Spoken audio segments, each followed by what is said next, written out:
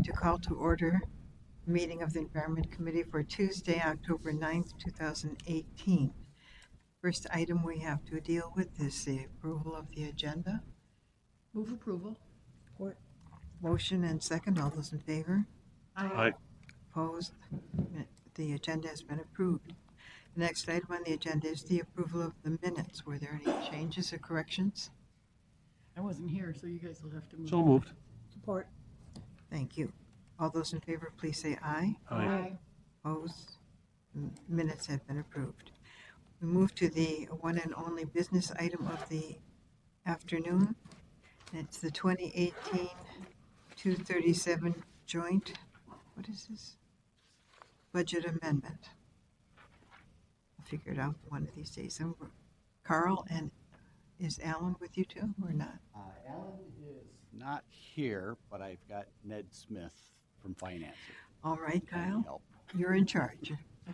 Thank you, Madam Chair. Good afternoon, members of the committee. As indicated, this item, item 2018-237, is a joint item. It is requesting that that the Metropolitan Council authorizes the 2018 unified budget as indicated and in accordance with the attached table, associated with the business item. A little bit of background, this business item is one of 3 individual business items that pertain to the unified budget and reflects ES's portion of the Council's unified capital budget for 2019 through 2024. The other 2 companion business items includes one from Community Development, which was acted on last week, Monday, by the Community Development Committee. And then the other business item was from the Transportation Committee, which was acted on at their meeting yesterday. All 3 of these business items will be essentially bundled together and will be presented as one item for tomorrow's Management Committee. From there, the item is scheduled to be acted on by the Council at their October 24th Council meeting. The third quarter amendment includes changes to the authorized capital program for ES and reflects the proposed capital program for 2019. Unlike the other 2 business items for the Transportation Committee and the Community Development Committee, the ES is not proposing any amendments to its current 2018 ACP, or Approved Capital Program. Today's business item reflects the information that I presented as an informational item for this committee's meeting on September 11th. And some of the highlights of the major focuses in the ES capital program include projects involving solids improvement at the Metro, Blue Lake, and Seneca wastewater treatment plants, including planning and design funds for the 4th incinerator project at Metro, major rehabilitation projects at Metro, as well as various interceptor systems in the region, including the Blue Lake Service Area System, Minneapolis System, St. Paul System, and projects in Brooklyn Park and St. Bonifacius. The program also includes several improvements associated with our lift stations and meter station facilities, and also includes the funding authorization for the Southeast Water Reclamation Facility in Rosemont. The program also reflects a reduction in some authorizations and programs for existing projects. These reductions can be the result of better defined project scope and costs that occur as a project moves from the preliminary to the final design stages. Changes can also occur as more refined project estimates are developed as they move into design. Costs can also be revised as greater detail and condition assessment findings become available. It allows us to move out projects, or in some cases might require they be accelerated in the capital program. And of course, as projects are completed, they are removed from the ACP, but as I indicated last month, there are no projects that will be removed in the 2019 ACP for environmental services. A list of the major interceptor project reductions appear on the business item on page 2. And then also attached is a table 10, which is the summary of ES's 2019 capital program and the changes that are being proposed from the 2018 program. The table reflects the current total authorization for ES of $938 million and a proposed authorization for next year of approximately $980 million. The net change reflects those reductions, as I mentioned earlier, as well as the moving of previously identified projects from the CIP to the ACP.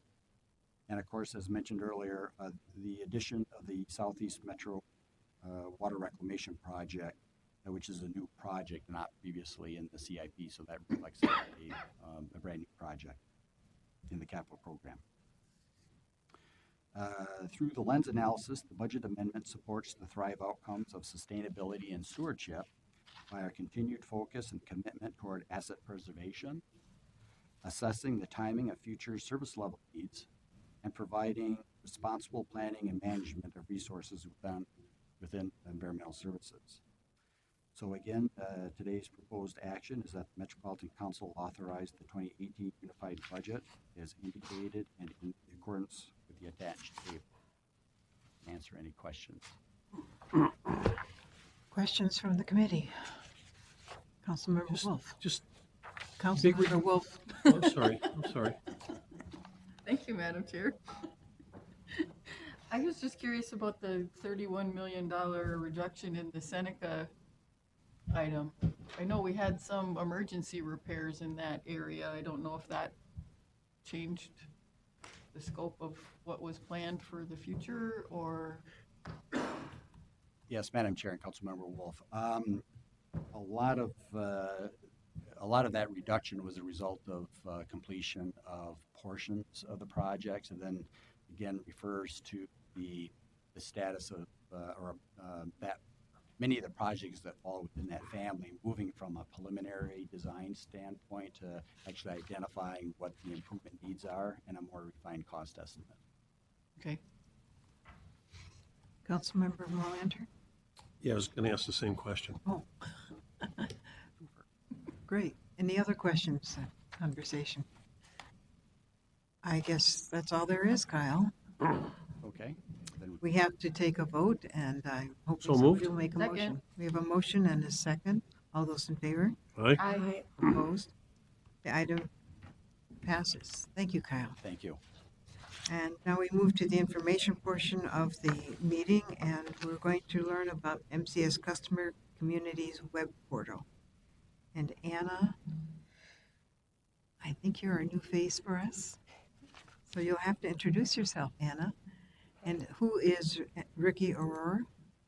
Okay. Okay. Good afternoon, Madam Chair and members of the committee. My name is Anna Bessel, and I'm an assistant manager in MCES engineering programs. We have Ricky Aurora, who's a manager in MCES performance excellence and analytics. And today we'll be presenting on the MCES Customer Communities web portal. Excellent. Ricky will be starting us off here in just a moment. Take your time.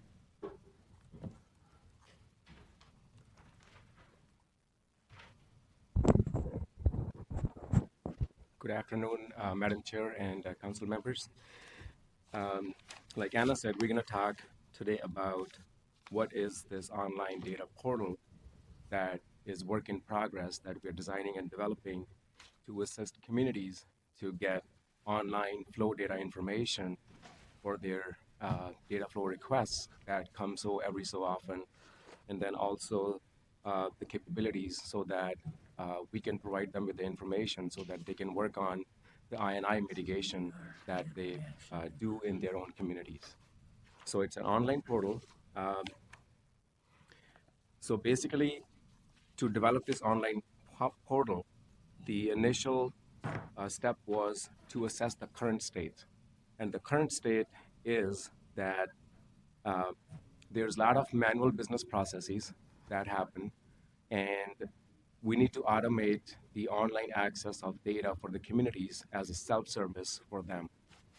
And the whole goal is so that through this portal, we can provide up-to-date, readily available information to MCS communities regarding their flow data, system response to wet weather events, and to automate any reported I&I mitigation work, appeals, and processes, etc. So this team from 4 different departments was assembled together, excuse me, to assess the current state. And the first team, Performance Excellence and Analytics, that's my department, we were responsible or given the task to technically design and develop this online portal for the MCS communities. So we have 109 communities in this case that this will provide online self-service access to. The second team is the inflow and infiltration program team, and that's Kyle's team that manages this whole INI program. Metering and alarm team, in that team collects and historizes all the data that we collect from over 200 meter sheds and meters, and information services provided support for their infrastructure so that we are able to develop this online portal. The whole goal basically is that communities use this information to inform decisions about INI mitigation activities, and customers and our INI staff have access to timely, accurate, and protected data, and also the availability of flow and financial information as a single source without any need for multiple points of data entry or rework. So all of that can be done via online now.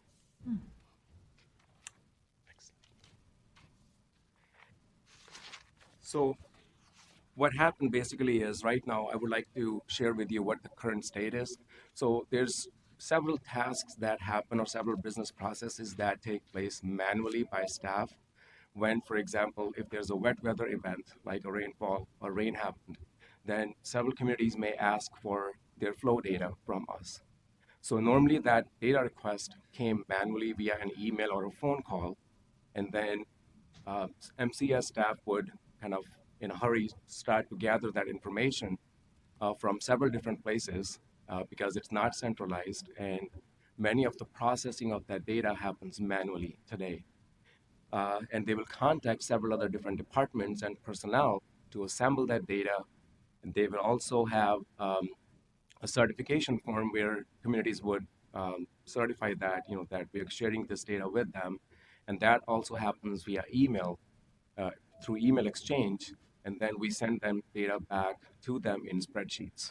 So that's one example. The other example also is when the INI work takes place, or mitigation work takes place, then the communities in that case, they would come up with their work plans. They would submit those work plans manually today to MCS staff, and we'll look at those work plans and we'll approve them, send it back to the communities, and then they actually do the INI mitigation work.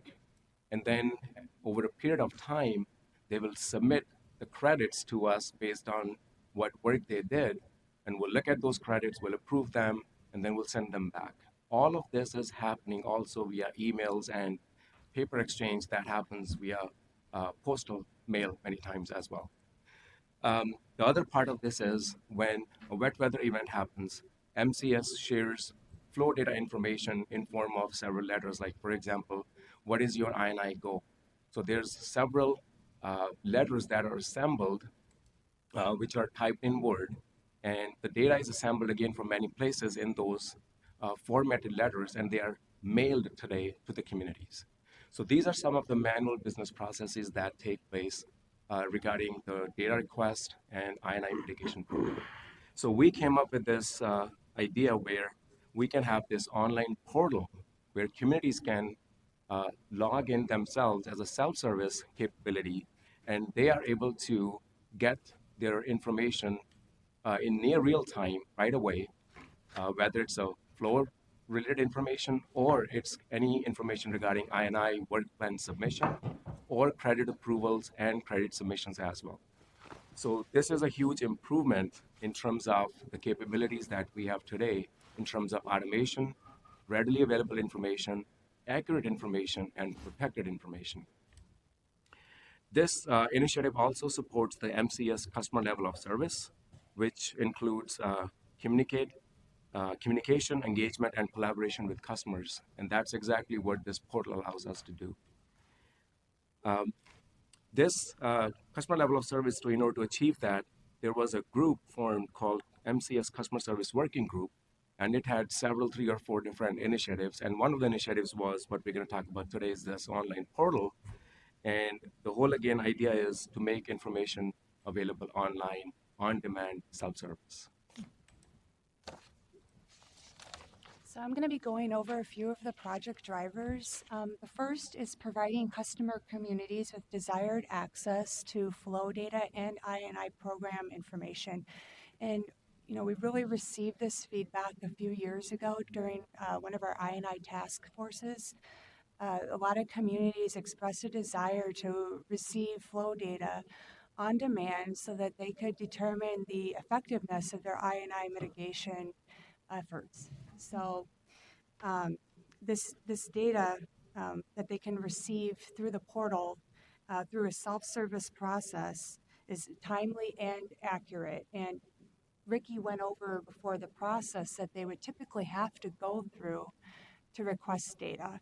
They would have to reach out to MCES staff, saying what type of data they're interested in and the dates. We would send them a disclaimer to fill out, return. MCS metering and alarm department would pull the data and email it back to them. I mean, as you can imagine, this can take a good couple of days.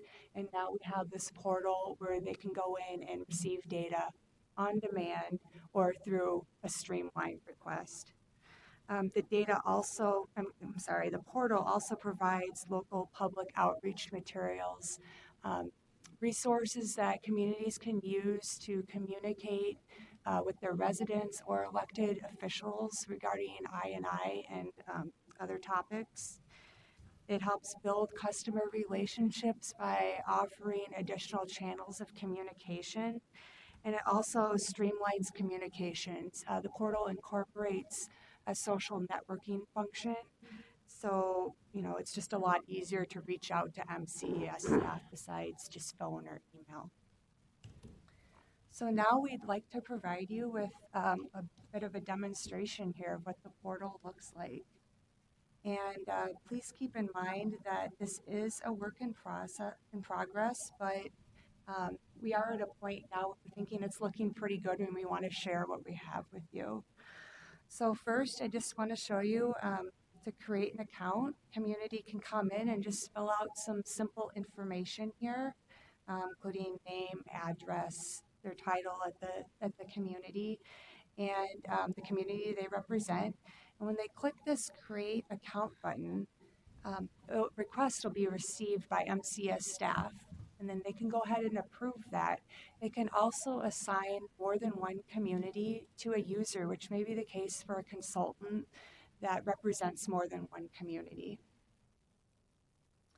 So after they've received an account, go to the main login page to sign in. Your username is your email address. You choose your password.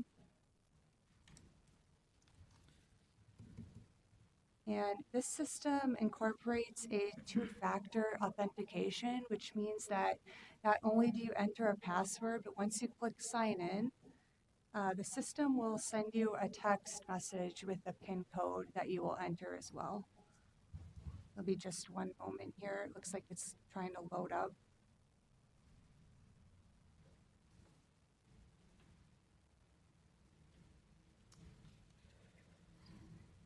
Yep, sign in. Sorry for the temporary delay here.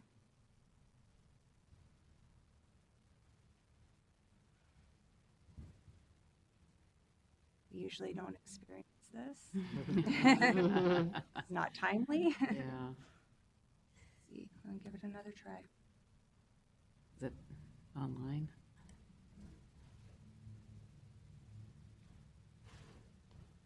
Greg. I hate that when that happens, don't you? These people are so cool. This Okay. is really cool. Okay. We're going to have Ricky That's a give it a good try idea. here. Yeah, you know what we need to do. with And them. thank you for your Stay in. patience.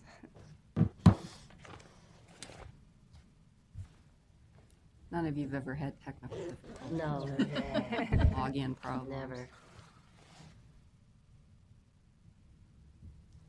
We so expect it to be immediate days that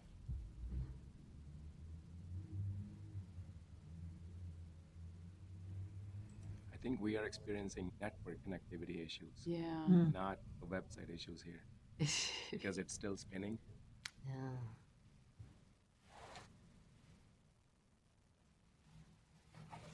Oh, yeah, by the sign. You've gone incognito.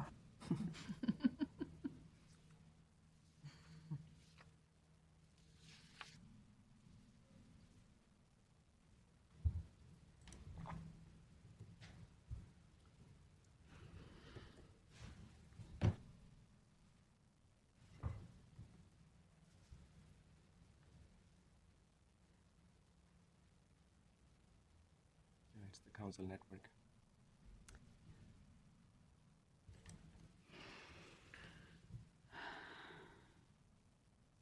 It's the first time I've seen somebody wear a hat. This seems to happen every time we have something where they need the internet just hides it, access huh? for a presentation. That's okay. You can Yeah. use my hotspot. No. We believe you. Yeah. You know, you can show us next week. Yeah. We do, from the And this is- document, the presentation that was shared with us, there are a couple of images. Mhm. Do you know those? So I don't know if that, Yeah, you can just you continue just in your talk, slideshow. yeah. Let's, It's still spinning there. let me see if I can pull up that PowerPoint again and get back to that screenshot. Okay, so you're only seeing a snapshot here, but if I were to get logged in, Then you'd see something like that. so I was set up as a representative of the city of Maplewood for this demonstration here. And the first thing you see is two dashboards. The plot on the left shows total community flow over the last few years, along with rainfall data. And on the right, you can view all the meter sheds within Maplewood, which Maplewood has a lot. It's one of our most complicated communities in terms of metering. And there's different things that you can do here. You can decide to view this as a trend from the last few years. There's radio buttons in the top left here. You can view the data year over year and see if you've made any improvements in your metered flow. You can choose to turn on or off meter sheds if you're only interested in certain ones. On the right side, you can see that monthly is currently clicked, monthly data. You can also view daily data, and that'll allow you to use a calendar to focus in on dates that you're interested in. And right now, if a community wanted to produce this type of graph, it would be a pretty laborious process. They'd have to request the data from us and then go in Excel and create these graphs themselves. So this is a great feature for them. And if you see in the right-hand side, there is a button that says print, and the system will actually create an entire PDF with all sorts of graphs, not just these, but it'll also have different combinations of meter sheds. So it creates one large packet that communities can either save to their PC or else print out or choose to just print certain pages. Communities can also download data themselves from the portal. Data that Metering and Alarm corrects, it includes monthly data, peak flow data, and daily data. That information, communities can log in and download on demand. So they click submit and they can choose either a CSV file or an Excel file. It pops right up. We do have raw data that we offer, but they have to submit a request for it. This would include 15-minute data and hourly data, but it's really slick. They fill out a brief form with a data disclaimer. They check a box. They don't have to send us that form back. And then an MCS admin will receive the request in their email, and then with a click of a button, they can shoot the data off to the customer community. So then they'll receive notification in their email that the data is ready to go. They can log into their account and there's the file. So the whole idea of it taking like a couple days to get data, I mean, we have a couple staff here that have been assigned as admins. So between any one of us, it shouldn't be more than maybe a couple hours at most till they receive their data from a couple days. Other features that are on here, We do have a map that shows up on the main page of all the meter sheds and areas of unmetered flow. A lot of those unmetered areas we correct for in our billing process, so having that map there provides a lot of clarity for them. We usually only provide that map once a year, right before the MCS budget workshops. This allows them to access the map anytime, and if we make any changes to the meter sheds or the unmetered areas shift, that can be reflected in the map immediately. So they can go ahead and print that map, download it, and save it. We also have an area where we can communicate with them regarding upcoming events or tools that may be useful to them. And there's also in the bottom of the main page an area for recent documents. So I'll give them a quick link to anything recent that they've uploaded, such as an I&I work plan. All their I&I correspondence can occur on this portal. And I think there were a few things that Ricky wanted to mention. Do you want to go ahead and just try to explain? Sure. Okay. We honestly worked on this almost all day today. And we did several dry runs and it worked. Again, our apologies. It shouldn't have happened like this. So we have other features like work plans and document space. So this portal is going to have, so since we have 109 communities, each community is going to get its own space in this portal. So it's more personalized experience for them in this case. Like Anna said, these live dashboards or near real-time dashboards are also personalized for each community in their own space.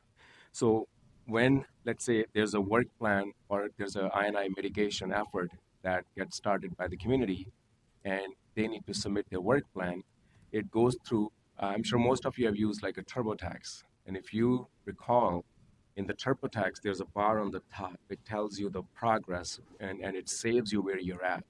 And it shows that dollar amount on the side as your refund or what taxes you have to pay. Similar concept applies here. So we have this bar on the top, and it lists all the activities of I&I mitigation that each community will have to do. And you basically, as a community, go through and answer different kind of questions, just like you would in a TurboTax, and it will take you to each step-by-step questions, and it gives you that I&I mitigation financial information on the top in terms of what your work plan dollar amount is.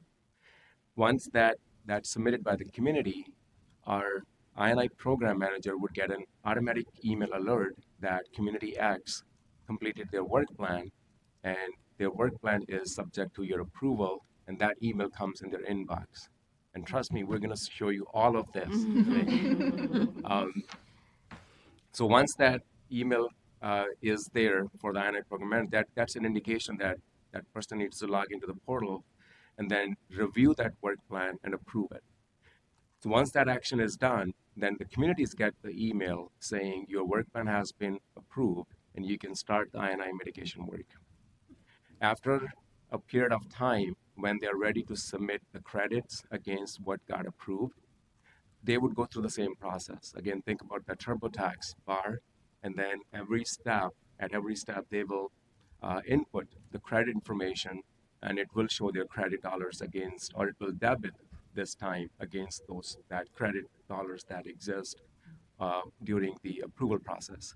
So once that happened, going back and forth, the plan gets approved. And the cool part of all of this is today, there are several PDFs that are exchanged between MCES and these communities manually via an email. But in this system, once the information is entered, just like in TurboTax, and at the end of the TurboTax, you see your tax returns, right, fully assembled.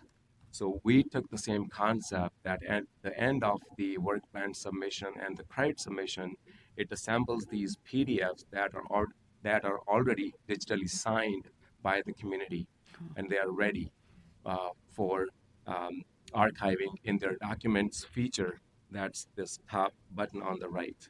So under their document section, once the approvals happen between back and forth, those documents end up in this document space and they're archived there.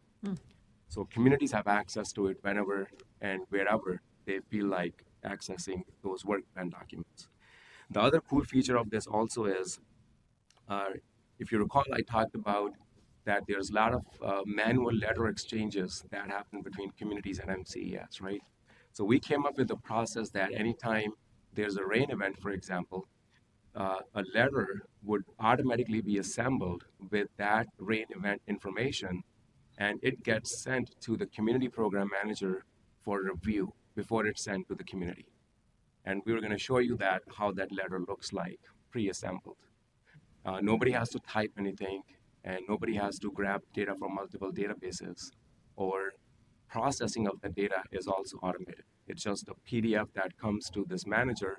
He reviews it, and if everything is okay, he puts it in a specific folder, and this portal always looks at that folder. Anytime there's a file there, it knows what it knows which community that file belongs to, and it just sucks it up basically in the portal area, and it knows where to put that under that document space for what community based on that rainfall event that just happened. So this also happens near real time. So within few days, instead of waiting for weeks or months, when community would request that data and will assemble these letters and send it to them, it's already basically accessible near real time, and it's accurate, and it's also automated. So those were the features that we were going to show you today in that portal demo.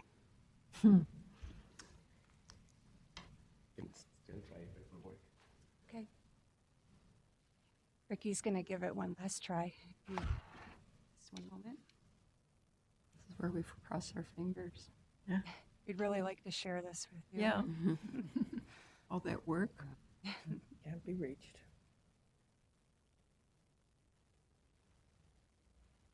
Must be the rain stopping. It's the rain. Isn't there a song? Leave it on the rain. Yeah. So just to make you feel a little bit better, I used to be an industrial arts teacher, and I was given a safety instruction of using a radial arm saw. And the piece of wood took off and went right through the roof of the classroom. So let me tell you, this is what, that's a true story. Took off and had to kick back, and yeah. So things As happen. long as no kid got hurt, right? You're out of luck. Can we discuss? Madam Chair, members of the committee, do you have any questions you'd like us to answer? No, just come on back and show us sometime. Well, I do. So I love technology. I'm a technology nut. So the one anxiety I always have is what happens if there's a breakdown? I mean, if something should happen and either this system, do you have some kind of backup for all these folks? I mean, how do you do that? Right. So backup and restore and resiliency is integral to this system. Because we are working closely with information services. They already have the backup plans and the restore plans, as well as the resiliency from one data center to a different data center.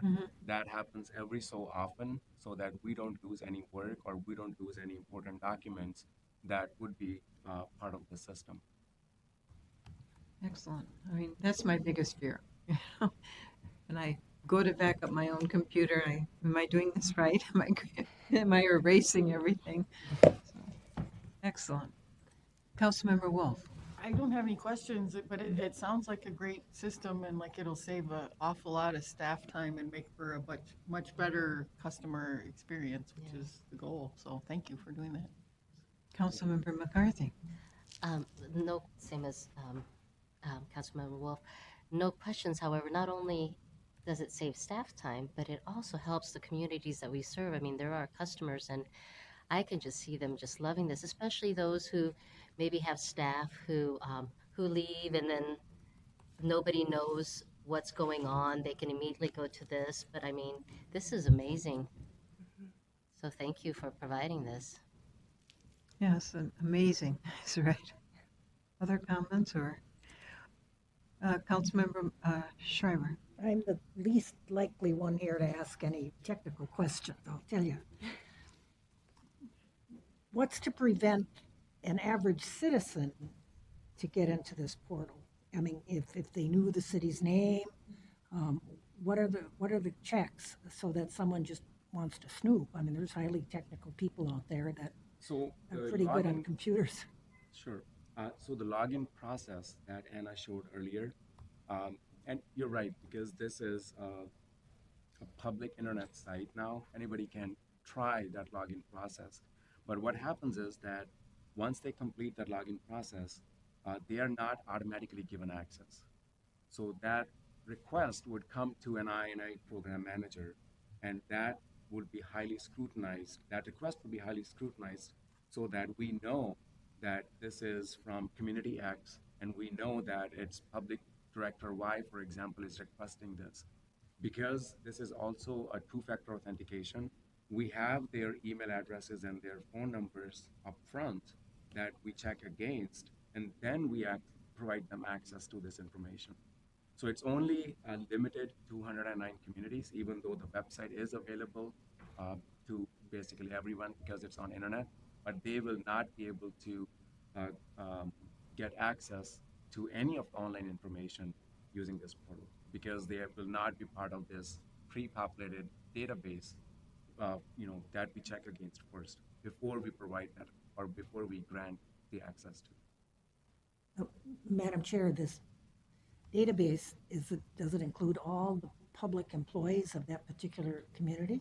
No, ma'am. This only includes certain individuals that MCES works with, certain staff from each communities or each cities. For example, public works director. So they have designated staff that works with MCES, and this database is only populating only those folks that that they have identified that they need to have access to. Okay, thank you. Other questions? Again, Ricky and Anna, terrific, not only idea, but the detail and the thoroughness of what you're doing is very impressive. And I know how badly you feel that you couldn't get it up and going, but we really appreciate the work you put into not only creating the portal, but in trying to make a presentation today. So if you do ever figure out what happened, well, come back and show us. We'd be glad to see it. Thank you for the opportunity, and we would love to come back and share with you the progress as well as what Figure out what happened. and what. Yes. Excellent. Madam Chair, thank you very much. And we'll leave you with, you pulled the last slide with the contact information, Ricky. Yes, we'd be very happy to come back. Great. Well, thank you for all the work and all the thoughtfulness. Thank you very much. I understand the general manager does not have a report. Oh, then I want to comment on this project presentation as well. Very collaborative effort with a lot of diverse stakeholders, which is why I think you see some innovation coming through with this. Not only is it a time savings, but it's going to be an extra value to those communities. So it took a lot of different thinkers who understood different aspects of the opportunity or problem, depending upon your perspective, coming together with uniting on a common purpose and common ground, and they hit it out of the ballpark. And that's what we really celebrate in ES. Well, when you have your official launching, we'll try again. Thank you again. Do you have anything from the rest of the committee for the good of the whole? If not, I think we can adjourn.